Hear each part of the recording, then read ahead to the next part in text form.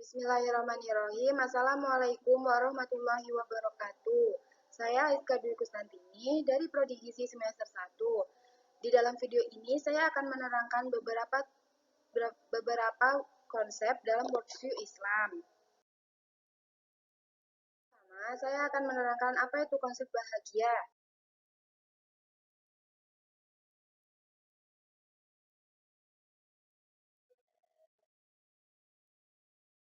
Bahagia menurut psikologi barat, yang pertama, positif psikologi, pengajian jiwa manusia, aspek-aspek positif dan potensial dalam dirinya. Yang kedua, psychological well-being, hasil perumusan dan penelitian dari para psikologi barat dalam merumuskan arti happiness. Yang ketiga, subjective well-being sebagai tindak lanjut dari psikologi well-being, juga merupakan sebuah cara pandang campuran menggabungkan dan keadaan emosi kepuasan hidup. Islam memaknai happiness adalah sa'adah.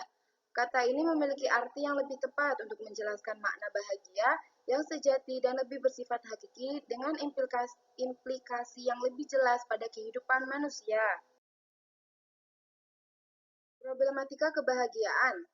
Yang pertama, kebahagiaan adalah hasil dari kesejahteraan psikologis dan merupakan tujuan tertinggi yang ingin dicapai manusia.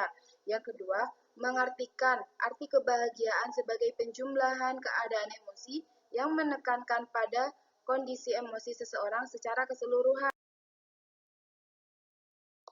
Kebahagiaan dengan zikir. Zikir merupakan amalan utama dalam Islam yang memiliki implikasi yang luar biasa. Sarana untuk mengingat Allah dalam bentuk pujian kepadanya. Sarana yang dapat mengubah tendensi jiwa dari lahiriah batiniah, self-centered, good-centered. Dari sudut ilmu kedokteran, zikir merupakan terapi psikiatrik yang mengandung kerohanian, keagamaan, ketuhanan di dalamnya, terdapat harapan atau hope, rasa percaya diri, dan dapat meningkatkan imunitas tubuh. Konsep yang kedua yang akan saya jelaskan adalah konsep kenabian. Makna kata nabi dari etimologi. Yang pertama, al-naba, berita yang berarti dan penting. Yang kedua, al-nabi, orang yang membawa berita dari Allah. Kata nabi dari terminologi yaitu seseorang yang diberi wahyu oleh Allah baik untuk menyampaikan atau tablik atau tidak.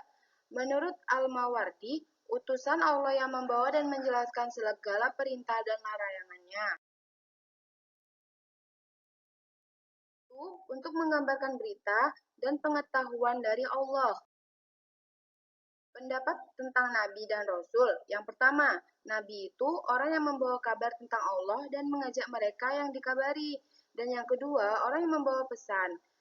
Sedangkan pendapat lainnya, yang pertama, Nabi diperuntukkan untuk manusia. Dan yang kedua, Rasul diperuntukkan untuk manusia dan malaikat. Conclusion, kenabian hal sangat penting bagi kehidupan manusia, karena seperti kebutuhan manusia terhadap udara dan air. Dalam hal ini, Al-Mawardi menyatakan bahwa kenabian merupakan bentuk kasih sayang Allah kepada manusia, karena manusia makhluk yang lemah, tidak menguasai segala hal di kehidupannya. Nabi sebagai guru atau pembimbing manusia yang menuntun dan mengajarkan mereka segala hal yang berkenan dengan tuntunan-tuntunan untuk mewujudkan kesempurnaan dan kebahagiaan manusia. Makna kata Nabi dari terminologi, seseorang yang diberi wahyu oleh Allah, baik untuk menyampaikan atau tablik atau tidak. Menurut Al-Mawardi, utusan Allah yang membawa dan menjelaskan segala perintah dan larangannya. Konsep yang ketiga yang akan saya jelaskan yaitu konsep beragama merupakan insting manusia yang sangat mendalam dan orisinil karena bersumber kepada dua hal penting yang tidak mampu ditolak oleh manusia pada umumnya. Meski beragama merupakan insting manusia yang paling dalam orisinil, namun demikian masih banyak manusia yang mengingkari adanya sumber dari segala kekuatan serta mengendali dari segala kekuatan yang ada tersebut. Pengertian agama. Secara bahasa, agama berasal dari bahasa Sanskerta yang berarti tidak dan gama yang berarti rusak atau kacau. Sehingga agama berarti tidak rusak atau kacau. Hal ini bermakna bahwa agama dapat membawa pengikutnya kepada kondisi jauh dari kerusakan atau kekacauan. Dalam bahasa Inggris, lafal agama merupakan terjemah harfiah dari kata regulation yang diartikan yang pertama, a strong belief in a supernatural power that control human destiny, yang artinya keyakinan yang kuat akan kekuatan supernatural yang dapat mengontrol tujuan atau nasib manusia. Yang kedua, an institution to express belief in a divine power, yang artinya institusi yang mengekspresikan kekuatan keyakinan tentang ketuhanan. Kebutuhan manusia kebutuhan manusia kepada agama. Menurut Dr. Yusuf Al-Qaradawi, setidaknya ada 4 alasan mengapa manusia tidak bisa dipisahkan dari agama, antara lain. Yang pertama, adanya kebutuhan akal untuk menjawab pertanyaan-pertanyaan besar yang sangat mendasar. Agama hadir untuk menjawab oleh ilmu pengetahuan serta belum mampu ditemukan oleh filsafat. Yang kedua, kenapa manusia tidak bisa dipisahkan dari agama adalah karena adanya kebutuhan fitrah manusia. Yang ketiga, kebutuhan kepada kesehatan jiwa dan kekuatan spiritualitas. Yang keempat, kenapa manusia membutuhkan agama? Yaitu karena adanya kebutuhan terdapat kode etik kaidah etik yang akan dijadikan pijakan bersama dalam menjalani kehidupan yang damai, tenang, dan tentram. Akhlak adalah cara kita menyikapi, berperilaku, dan memperlakukan diri kita sendiri dan pihak lain. Karenanya, ada akhlak atau etika kepada Allah, kepada diri sendiri, kepada binatang, bahkan kepada tumbuh-tumbuhan. Etika kepada keluarga, etika bermasyarakat, etika berpolitik, etika berbisnis dan bergadang, etika berprofesi, etika hubungan antara negara, dan seterusnya. Kesimpulan dalam konsep agama adalah agama merupakan insting manusia yang paling dalam karena terkait dengan perasaan akan kelemahan manusia dan keyakinan adanya zat yang terjadi penyebab bagi segala yang wujud.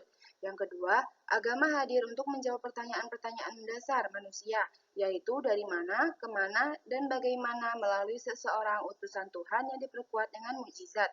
Jawaban dari 3 pertanyaan di atas dalam perspektif worldview Al-Quran diwujudkan dalam bentuk ajaran-ajaran akidah, syariat, dan akhlak atau etika. Yang akan saya jelaskan yaitu konsep takdir. Rukun iman yang keenam atau tiang kepercayaan yang paling akhir ialah kepercayaan kepada takdir atau kodok dan kodar.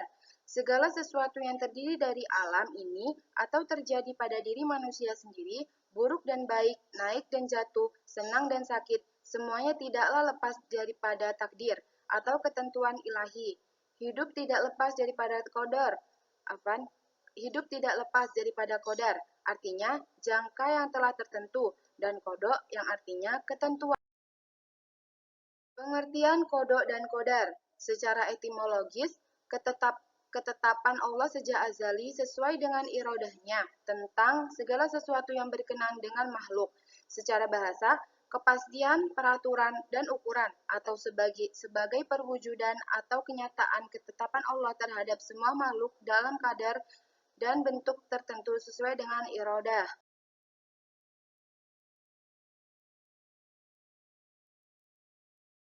Dengan pikiran dan akalnya, mencari pokok segala sesuatu dalam istilah ilmu kalam, disebut illah dan maklul. Jika hukum sebab akibat itu kita telah hingga ke ujungnya, maka akan berakhir pada pertemuan dengan sebab pertama. Itulah yang bernama yang menyebabkan segala sebab atau musabbib al-asbab. Kesanggupan kita hanya mengkajinya saja, tetapi tidak sanggup menentukan sebab pertama itu. Al-Buti menjelaskan dalam syarahnya bahwa maksud yang pertama adalah hal-hal yang berkaitan dengan urusan manusia, seperti pergi ke pasar untuk berjualan, ke sekolah untuk belajar. Hikmah mengenai kodok dan kodar. Dengan beriman kepada kodok dan kodar, banyak hikmah yang amat berharga bagi kita dalam menjalani kehidupan dunia dan mempersiapkan diri untuk kehidupan akhirat. Umar Sulaiman Abdullah Al-Ashqar menyebutkan beberapa hikmah antara lain. Yang pertama, menghindarkan diri dari kemusyrikan. Yang kedua, melatih diri untuk banyak bersyukur dan bersabar dalam senang maupun susah. Yang ketiga, membuat diri selalu dalam kehati-hatian dan kewaspadaan. Yang keempat, memantapkan hati dan jiwa. Kesimpulan dari konsep ketakdir yaitu beriman kepada qada dan qadar sangatlah penting bagi kehidupan muslim karena hal itu akan membentuk pandangan hidup worldview yang menentukan pola pikir, sikap, dan perilaku yang tercermin dalam kesehariannya. Maka ia akan senantiasa berdoa kepada Allah agar diberi kekuatan menjadi orang yang beriman, kuat, bermanfaat, dan berakhlak mulia. Sampai saya, maaf, saya cukupkan video saya. Jika ada pertanyaan, silahkan hubungi saya via Telegram. Wassalamualaikum warahmatullahi wabarakatuh.